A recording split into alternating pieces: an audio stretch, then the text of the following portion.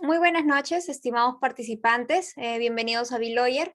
Mi nombre es Izumi Guzmán, quien hoy estará a cargo de la presentación de esta sesión del Seminario de Especialización en Derecho Administrativo Económico. En esta noche nos acompañará el distinguido doctor Hugo Gómez, magistrado en el Tribunal de Justicia de la Comunidad Andina y profesor en la Maestría de Derecho de la Propiedad Intelectual y de la Competencia de la Pontífice Universidad Católica del Perú y en la Maestría de Derecho Administrativo Económico de la Universidad del Pacífico. A los participantes que nos acompañan a través de la plataforma de Zoom y en la transmisión en vivo de nuestras redes sociales, se les recuerda que pueden realizar sus preguntas a lo largo de la sesión y estas serán atendidas por el doctor al finalizar la clase. Asimismo, en este caso, si están interesados en adquirir el certificado acreditado por el Ilustre Colegio de Abogados de Huánuco, pueden escribirnos al interno para darle más detalle. Finalmente, estimado doctor, le extendemos nuestra gratitud y nos sentimos honrados con su presencia el día de hoy en esta sesión de este seminario y le cedemos el uso de la palabra para que pueda iniciar con su presentación. Muchas gracias y buenas noches a Biloyer y a todos los asistentes a este evento académico. Voy a hablarles sobre la intervención del Estado en la economía. Es el tema que me solicitaron tratar esta noche. El Estado interviene de dos formas en los mercados, en la economía. Como autoridad, funciones como política y como regulación, y la otra como empresario. Son las dos formas como el Estado interviene en los mercados, en la economía. Repito, como autoridad por un lado y como empresario por el otro. En el primer caso, como autoridad, el Estado desarrolla su función regulatoria.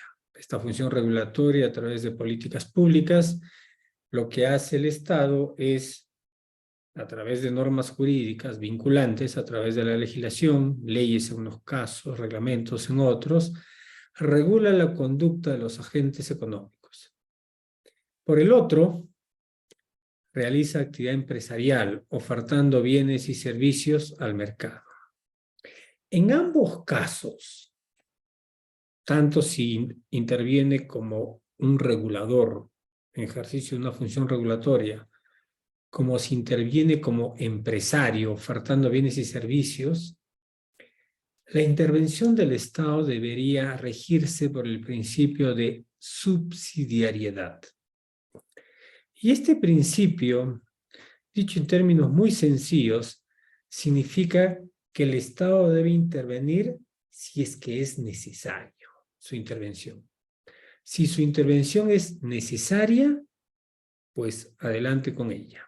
Entonces, fíjense que estamos hablando de un principio que abarca estos dos aspectos de la intervención del Estado en la economía. Con lo cual, si uno piensa que debe intervenir el Estado solo si es que es necesario, entonces la respuesta sería: el Estado debe regular las actividades económicas solo si es que es necesario regular las actividades económicas. Y el Estado debe participar como empresario solo si es necesario que participe como empresario. Dicho esto, voy ahora a abocarme a ambos aspectos y desarrollar la intervención regulatoria del Estado y la intervención del Estado como empresario. Empecemos por la actividad regulatoria. El Estado, a través de su jus imperio, el derecho público, expresado en leyes, en reglamentos, actos administrativos, regula la conducta de los agentes económicos, regula la conducta de los empresarios en el mercado. Esta regulación tiene por objeto establecer las condiciones de entrada al mercado, las condiciones de desarrollar la actividad en el mercado y eventualmente las condiciones para salir del mercado. Entonces, el Estado en esta actividad regulatoria establece requisitos para que los agentes económicos puedan desarrollar una actividad económica. Permisos, licencias, autorizaciones, y evidentemente establece los requisitos para obtener los permisos, licencias, autorizaciones.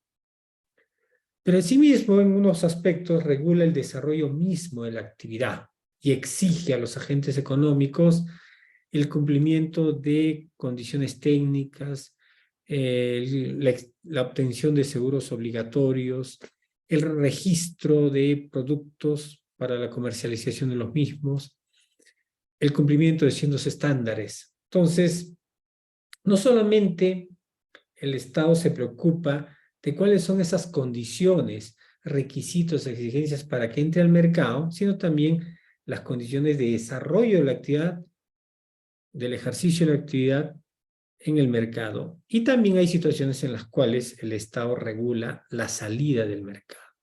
Los planes de cierre, por ejemplo, en las actividades mineras. Entonces, la regulación estatal se expresa de muchas maneras, viendo la entrada al mercado a través de permisos, licencias, autorizaciones. Y el Estado despliega toda esta actividad regulatoria con un propósito, que es proteger a terceros y también proteger a las mismas personas que desarrollan la actividad económica. La regulación siempre se va a inspirar en el objetivo de proteger bienes jurídicos. Y así es que el Estado dice, bueno, para proteger la vida y salud de las personas, entonces los alimentos, los productos alimenticios para comercializarse tienen que tener un registro sanitario. Los medicamentos para ser comercializados tienen que tener un registro sanitario. Los vehículos para circular en las carreteras tienen que cumplir con las revisiones técnicas, las exigencias técnicas y cumplir con las normas de tránsito. En general, el Estado busca proteger diversos bienes jurídicos y para proteger todos esos bienes jurídicos establece estas exigencias, estas condiciones a los agentes económicos. Al Estado no solo le preocupa la vida y salud de las personas, le preocupan muchos otros bienes jurídicos, por ejemplo el ambiente. Y entonces exige el cumplimiento y la presentación de estudios de impacto ambiental para el desarrollo de determinadas actividades.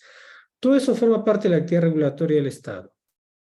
Como ven, en principio uno puede decir, sí, pues tiene sentido que el Estado intervenga para efectos de evitar que el desarrollo de una actividad económica pueda causar daños a terceros o a los propios agentes económicos.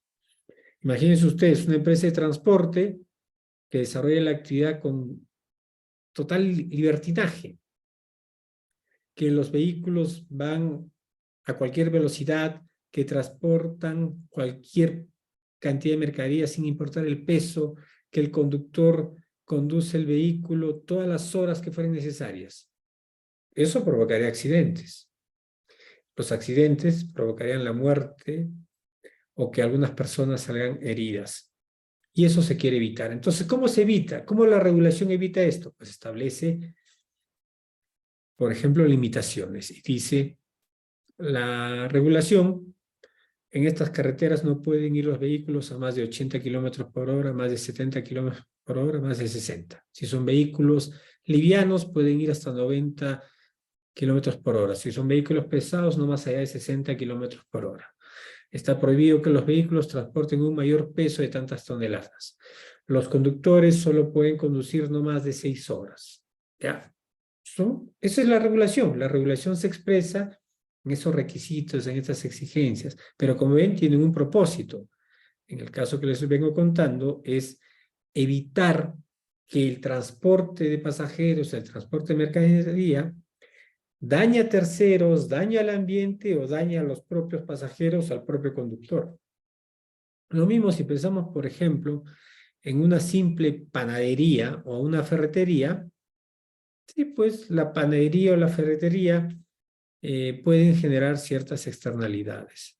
Y en consecuencia, se espera que el establecimiento comercial sea seguro. Y por lo tanto, cuando se construya la edificación, se haga a través de una licencia de construcción que garantice una edificación segura. Y luego, la licencia de funcionamiento, la autorización de funcionamiento para ver que, por ejemplo, estos establecimientos cumplan las normas de zonificación, de ornato de la ciudad. La regulación, así vista, se justifica plenamente porque no es que aparece de la nada para regular cualquier cosa, sino que lo que busca es, como les digo, proteger diversos bienes jurídicos. La vida del ser humano, individual y colectivamente, proteger el ambiente, a las plantas, los animales, proteger los ríos, proteger el aire, proteger. Ese es el objetivo de la regulación que, como digo, se manifiesta de diversas formas y en diversos sectores: transporte, transporte aéreo, transporte terrestre, transporte marítimo, minería, hidrocarburos, electricidad, manufactura, etcétera, etcétera. La regulación también varía de intensidad en función de si la actividad económica genera más o no externalidades u otras fallas del mercado. Cuando una actividad es susceptible de generar pocas externalidades, pocos daños a terceros, es una actividad que recibe regulación, pero una regulación, digamos, ligera, como simplemente una autorización de funcionamiento, cumplimiento de normas de zonificación, de licencia de construcción. Pero ya cuando la actividad económica puede afectar un poco más, se requieren otro tipo de exigencias, como por ejemplo registros vinculados a la salud. Entonces, una cosa es tener, por ejemplo, una peluquería, con lo cual basta que se cumplan las normas de zonificación, las licencias de funcionamiento municipal, pero si estás hablando de, por ejemplo, una farmacia o una empresa que comercializa helados o chocolates, entonces sí al Estado le preocupa no solo el establecimiento, la licencia de funcionamiento correspondiente, sino también que los productos tengan una calidad mínima para que no dañen la salud de las personas. Entonces se requieren registros sanitarios para su comercialización. Pero si la actividad puede ser incluso más peligrosa, como una actividad minera, el Estado despliega una regulación un poco más intensa y le exige al empresario, por ejemplo, la presentación y aprobación de estudios de impacto ambiental.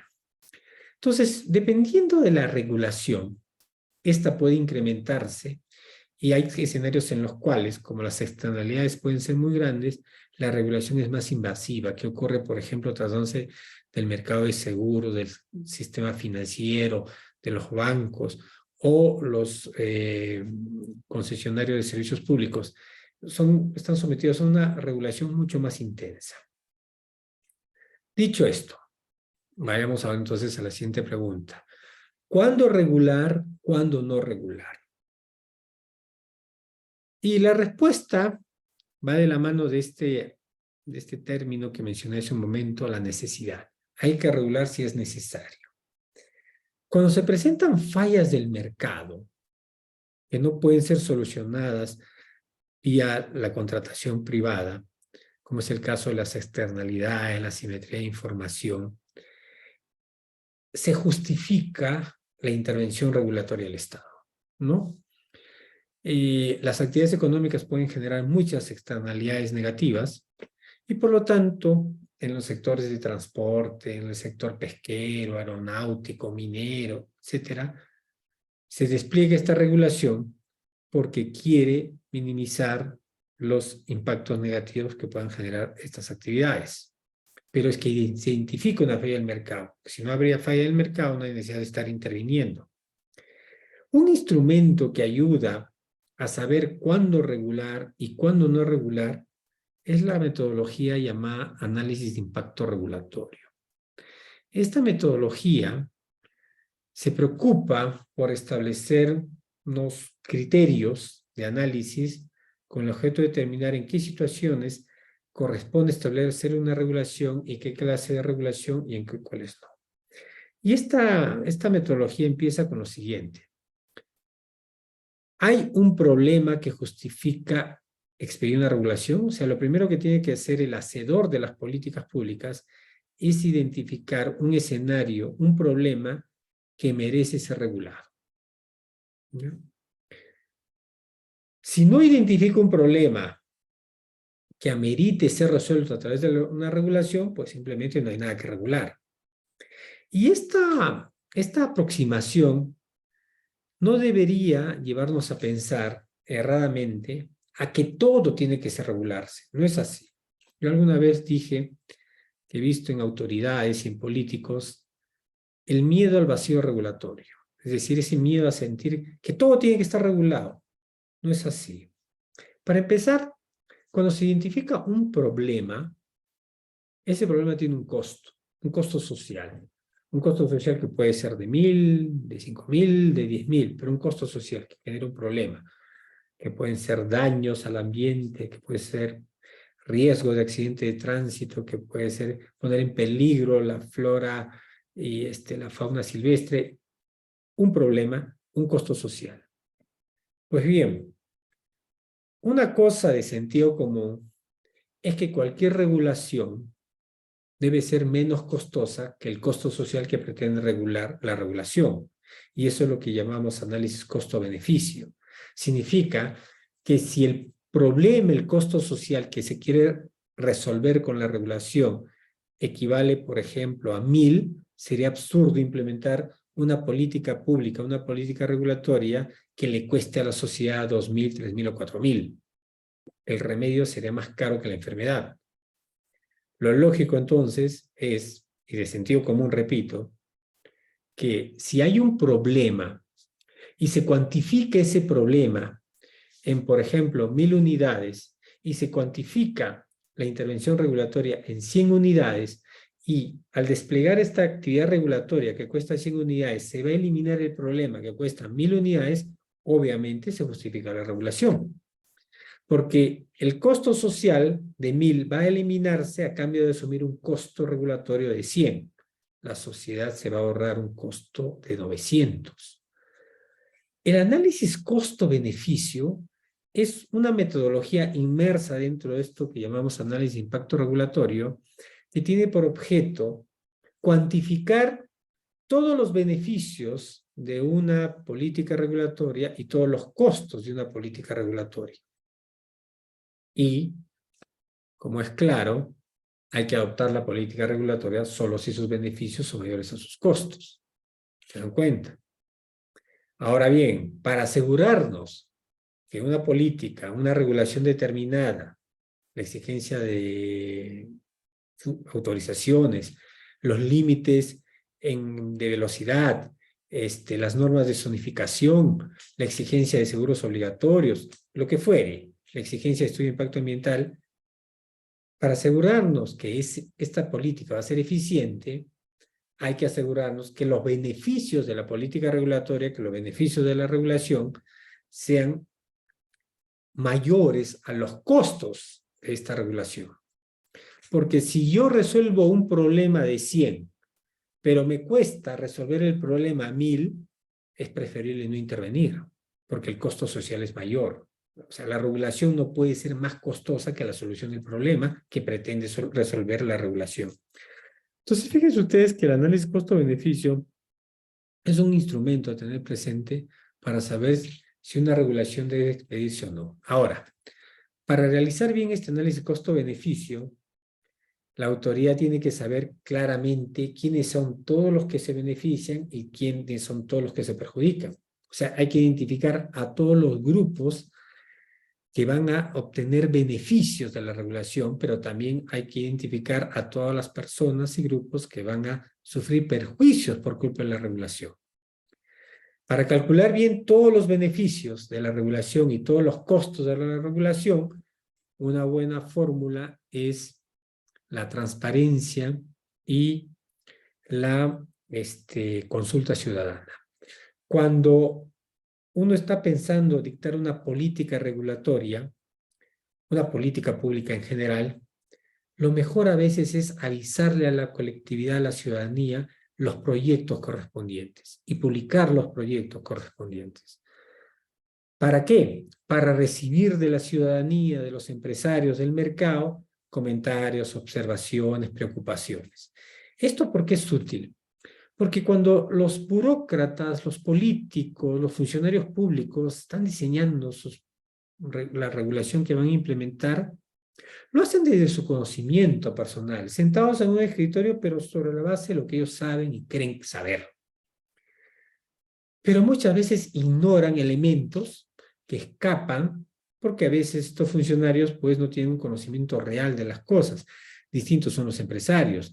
Los empresarios son los que invierten el dinero, conocen muy bien los riesgos, han desarrollado la actividad por años y saben perfectamente todas las circunstancias, vicisitudes, problemas que acarrea desarrollar una actividad económica.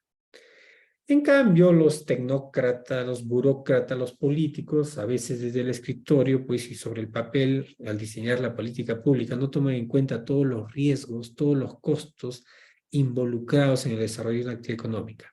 Por eso es muy acertada la decisión de la consulta ciudadana. Es decir, antes de aprobar la política pública, antes de aprobar la regulación, someterla a debate, a discusión.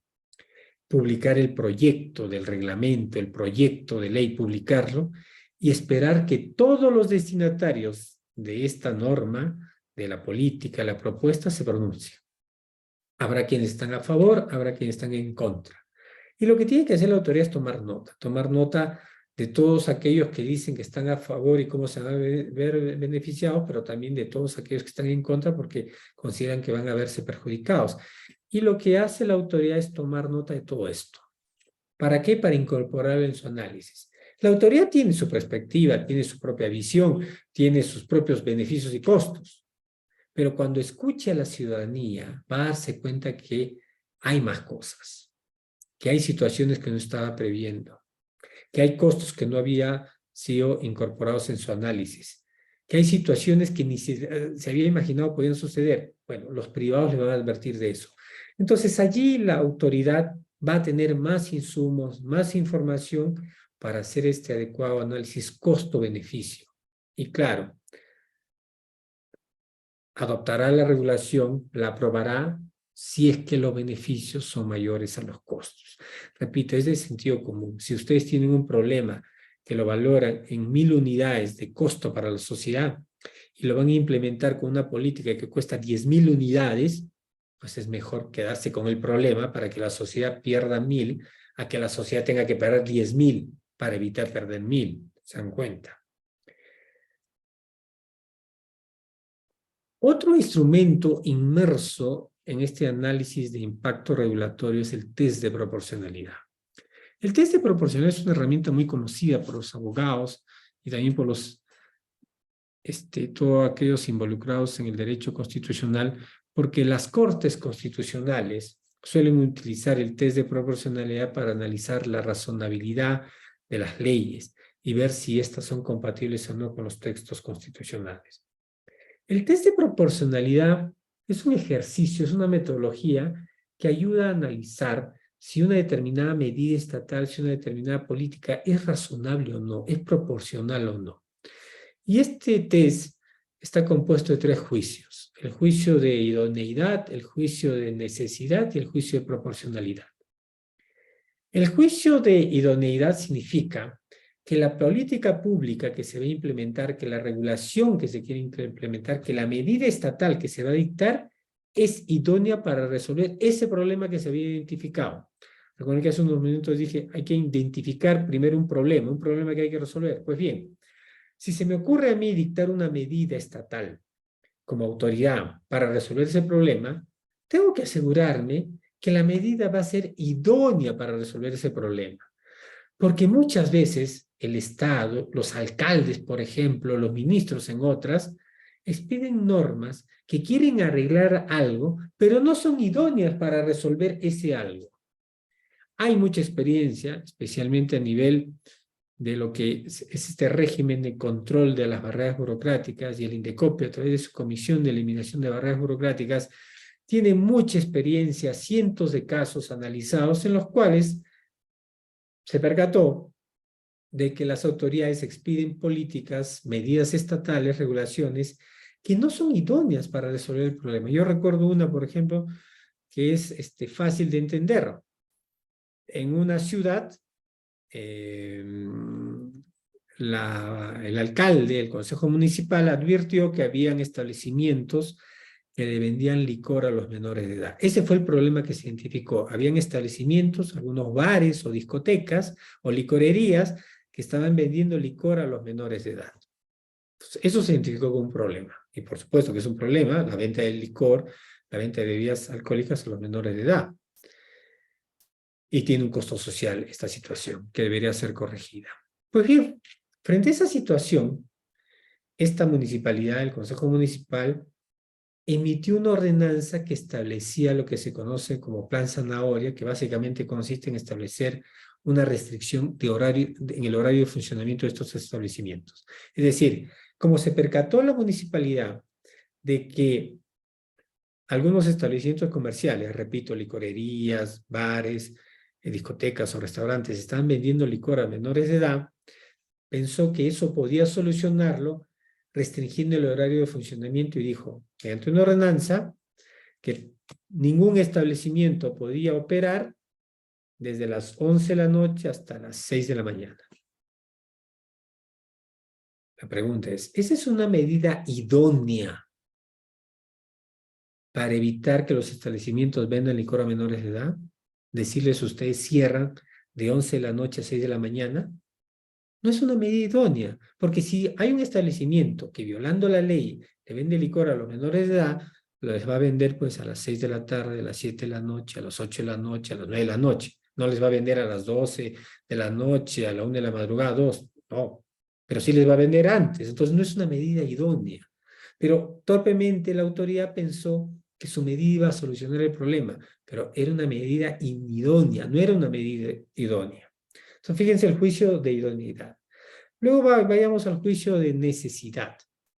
El juicio de necesidad o juicio de insustituibilidad significa que que la medida estatal que se está proponiendo es necesaria en el sentido de que no hay otra alternativa menos gravosa que tiene por objeto resolver el problema identificado. Es decir, se trata de averiguar, sabiendo cuál es el problema que se quiere resolver, cuál es la finalidad de la medida estatal, se trata de averiguar cuáles son todas las herramientas disponibles, todas las medidas disponibles.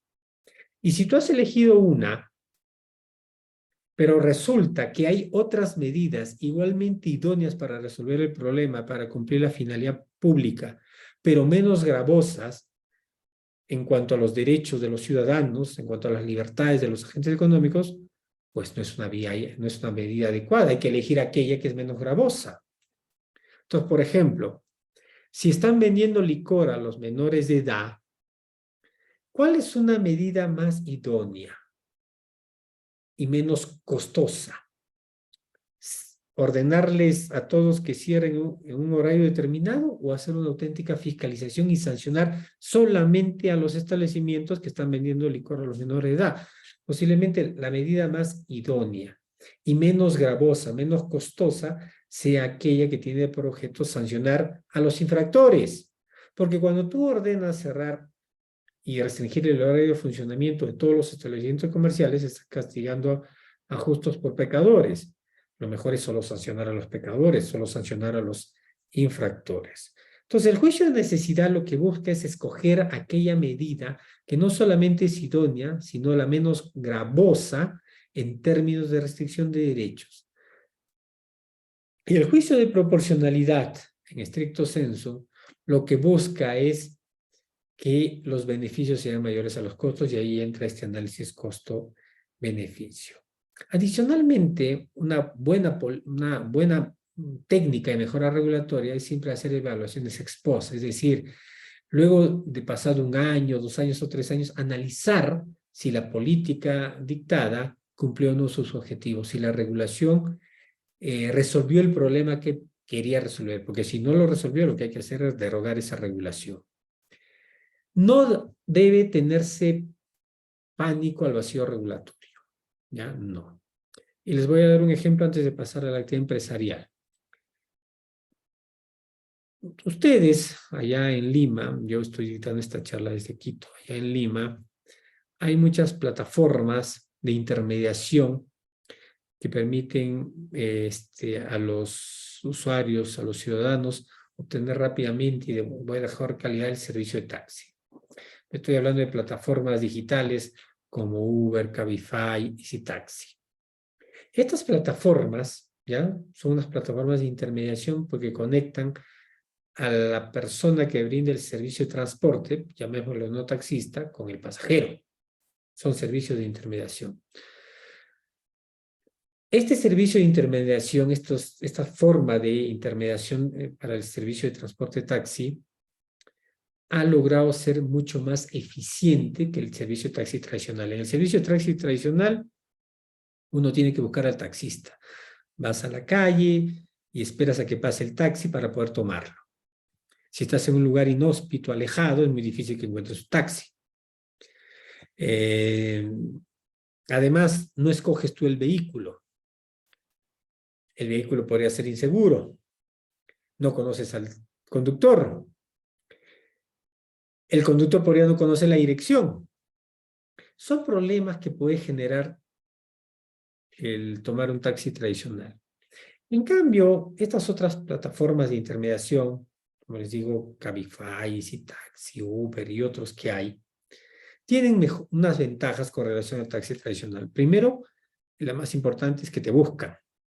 Te buscan. O sea, tú los llamas y donde estés van por ti.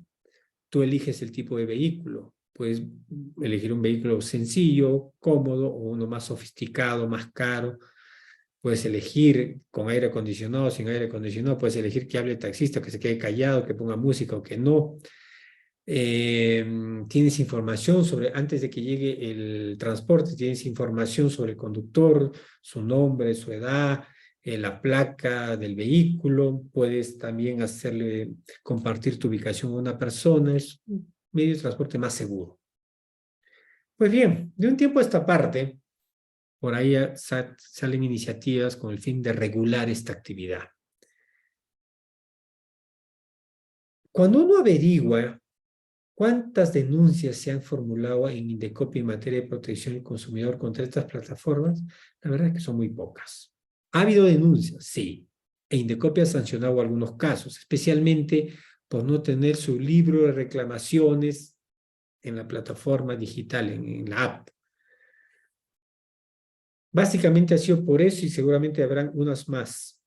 Pero en general, digamos, es una actividad que si está generando externalidades son pocas. Si se pretendiera regular, lo sensato sería que la regulación cueste menos que todos estos problemas que estamos identificando.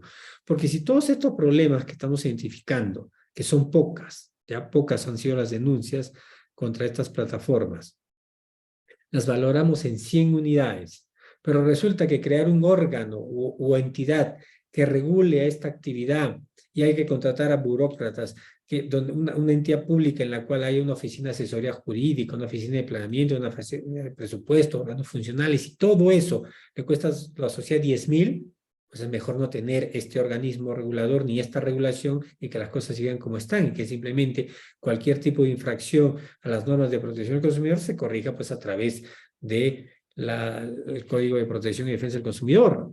Entonces, como se dan cuenta, no se trata de regular todo, sino hay situaciones en las cuales a veces lo más sensato es no regular. Entonces, concluyo con esta parte.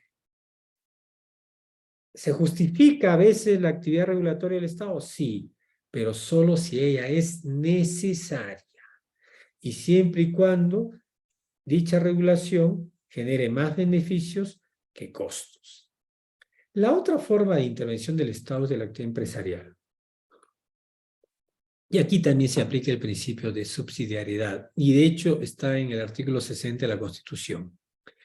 Para que el Estado desarrolle actividad empresarial hay 3 requisitos. Tiene que estar autorizado por ley expresa, tiene que tener carácter subsidiario y alto interés público. Voy a centrarme obviamente en lo referido a la subsidiariedad. ¿Qué significa que la actividad empresarial tenga un rol subsidiario? Significa que debe intervenir el Estado en el mercado ofertando bienes o servicios solo si es necesario. ¿Y cuándo es necesario? En 2 escenarios. O no hay oferta privada capaz de satisfacer la demanda existente, o habiendo oferta privada hay segmentos de la población que no pueden acceder a esta oferta privada. Veamos ambos casos. Primer escenario. No hay oferta privada que pueda atender la demanda existente. En la Amazonía peruana hay rutas para el transporte aéreo que no son abastecidas por la oferta privada. Hay rutas en el territorio peruano que sí son abastecidas, es decir, la ruta más rentable es Lima-Cusco. Lima-Cusco es la ruta más rentable porque es la ruta con mayor tráfico. Y de ahí hay otras rutas que son rentables. Lima-Arequipa, Lima-Trujillo, Lima-Piura. Y se sabe que son rentables porque hay empresas privadas ofertando el servicio de transporte aéreo. Hay aerolíneas brindando el servicio. Las aerolíneas privadas solo van a brindar el servicio si es rentable, pues. Pero hay rutas que no son rentables, especialmente en la Amazonía, ¿no? No sé, pensando Pucallpa, Pucallpa, Puerto Maldonado, Pucallpa, Iquitos. Puedan que haya por ahí, puedo estar equivocándome, porque esto es un análisis que hice hace años, pero en general en la zona amazónica hay rutas aéreas no rentables. O sea, ahí se justifica el rol subsidiario del Estado. Que no necesariamente significa tener una aerolínea de bandera, una aerolínea estatal y brindar el servicio, sino que puede hacerlo a través de contratos, que lo que hace, es decir, el Ministerio de Transportes y Comunicaciones contrata, hace subastas por el menor subsidio con las aerolíneas privadas para escoger a ella, la que oferta el menor subsidio, para que brinde el servicio de transporte en estas zonas no rentables. Entonces, fíjense, este es un ejemplo en el cual hay una demanda que no es satisfecha. Entonces, como no hay una demanda que no es satisfecha porque el sector privado no quiere participar porque no es rentable, entonces se justifica que el Estado lo haga.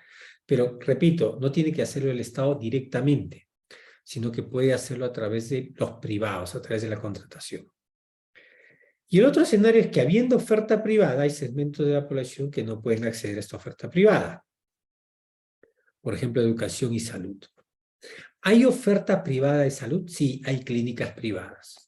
Pero ¿hay segmentos de la población que no pueden acceder a esta oferta privada? Sí, la mayoría de la población no puede pagar los servicios de salud privados, la mayoría. Pues ahí se justifica que el Estado brinde este servicio que se llama sistema de salud público. Lo mismo pasa en educación.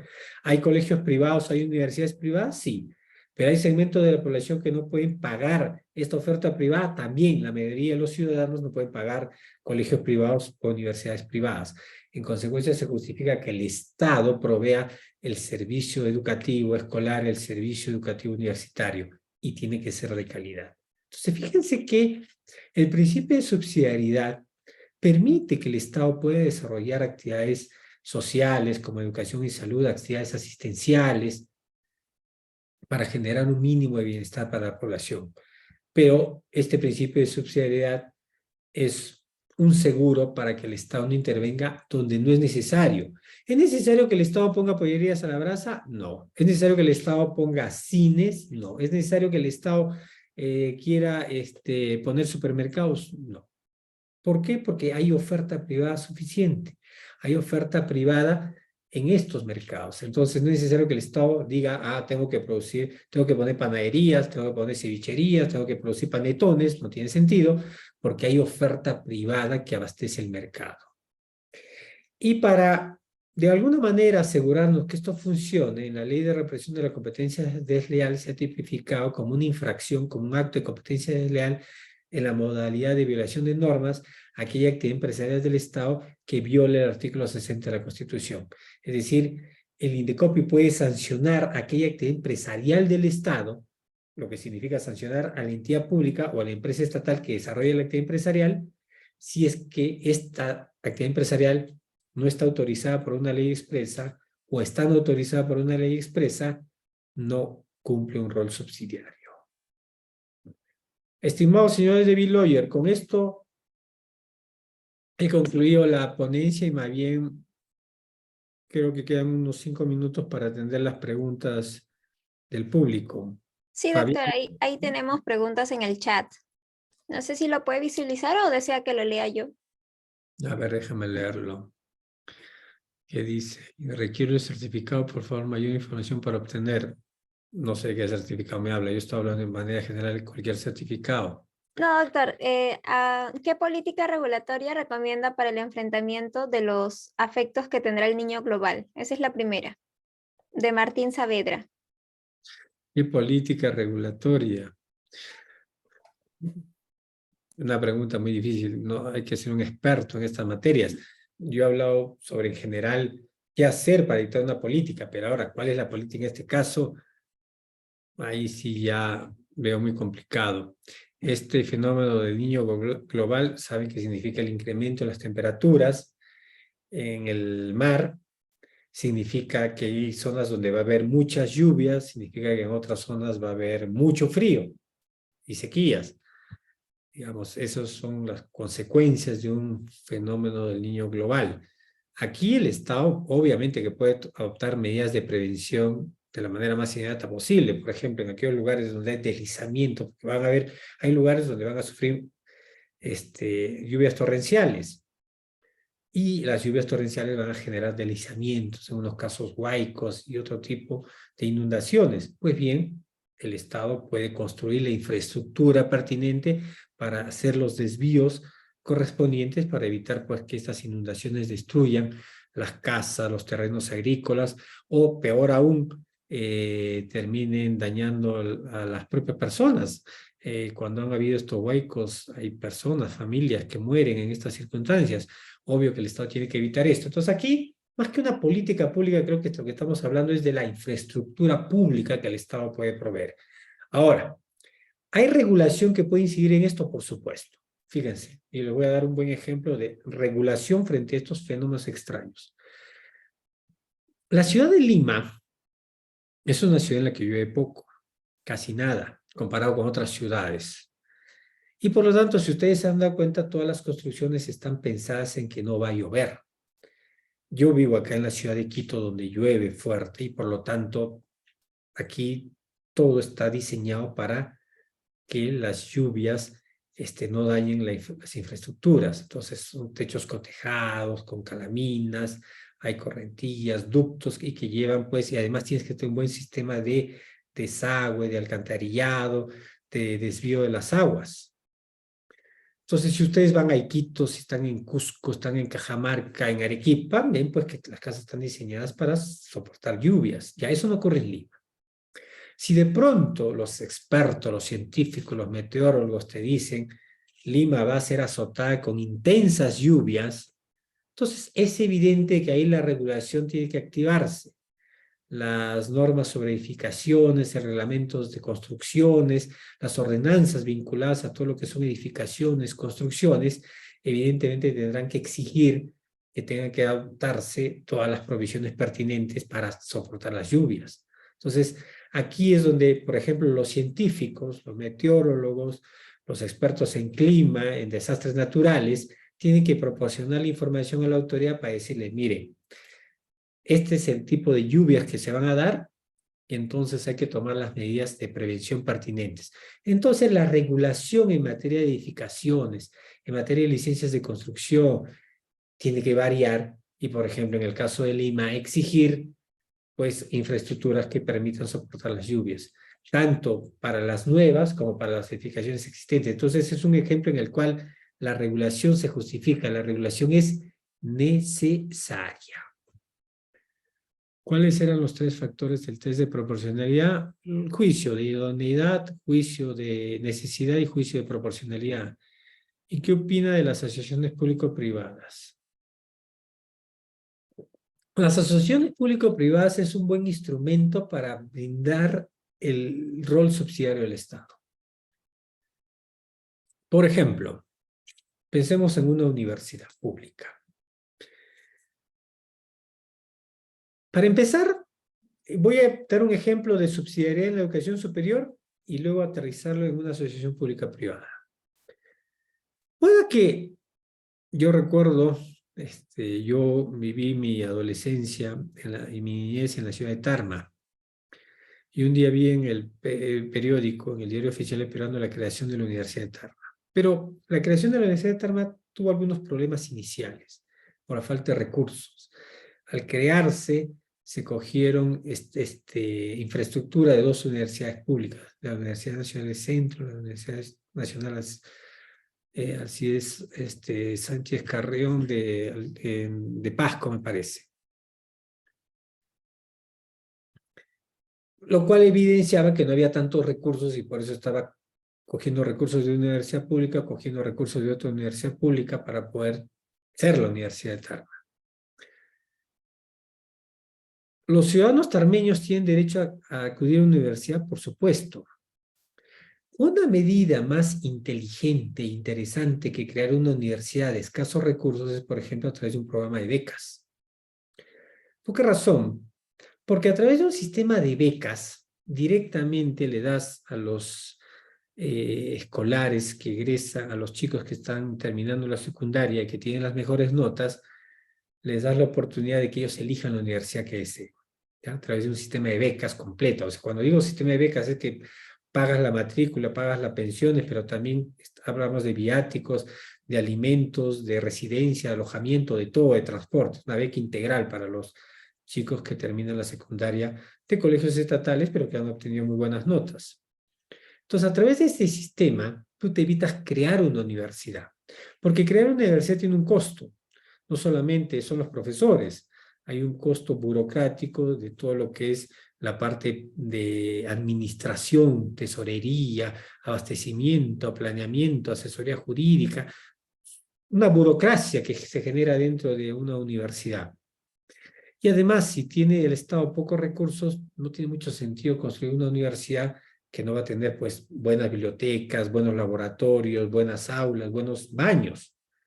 Si los recursos son escasos, mejor es apuntar, por ejemplo, un esquema de 1000 becas anuales o 2000 becas anuales por las ciudades.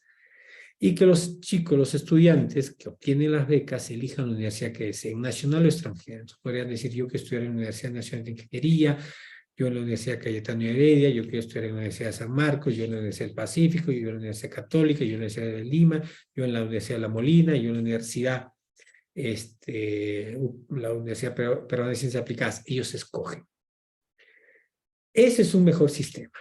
Pero ahora, respecto a las universidades públicas ya en funcionamiento, una asociación público-privada puede ser una buena alternativa. No se trata de privatizar la universidad sigue siendo pública. Lo que se privatiza es la gestión. Es decir, que en lugar que sea gestionada desde el Estado, que sea gestionada por actores privados. Y ahí tú puedes hacer subastas también por el menor subsidio u otros esquemas de licitación pública para saber a quién le adjudicas la gerencia. Pero claro, una gerencia que es supervisada, que es regulada y además temporal, de tal manera que si el gerente, la administración de la universidad, lo mismo podríamos hablar de un hospital público, la administración fracasa al cabo de 2 años, pues no se renueva el contrato y se hace una nueva licitación. Entonces, las asociaciones público-privadas, bien implementadas, bien diseñadas, son una buena forma de generar una buena gestión pública a través de una gestión privada. Básicamente es brindar un servicio público a través de un privado. Entonces el concurso es qué privado va a brindar este servicio público, esta actividad pública. Y es una asociación pública-privada porque se junta el sector privado que tiene know-how, que tiene conocimiento, que tiene gerencia, con los escasos recursos públicos y la infraestructura pública. Listo, miren, me excedí porque esto me dijeron que iba a ser de 30 minutos, pero hemos llegado a los 50 minutos, así que le agradezco mucho a Bill Lawyer por la oportunidad. Encantado de seguir colaborando con ustedes. Y bueno, hasta una próxima oportunidad. Solo que la próxima que sea un horario mucho más interesante que viernes a las 9 de la noche. No creo que hayamos encontrado mucho público dispuesto a esto. Sí, doctor, muchas gracias. Le agradecemos a nombre del Ilustre Colegio de Abogados de Huánuco y de aparte de todo nuestro equipo de Bill. Bueno, le extendemos también nuestra total gratitud. Ha sido una presentación muy buena, muy entendible. Entonces, esperamos contar con usted para próximos eventos. Muchas gracias. Y luego, bueno, estimados participantes, con ello hemos finalizado la clase del día de hoy de nuestro seminario. Recordarles también que quienes están interesados para adquirir el certificado pueden escribirnos al interno. Tengan muy buenas noches. Hasta la próxima.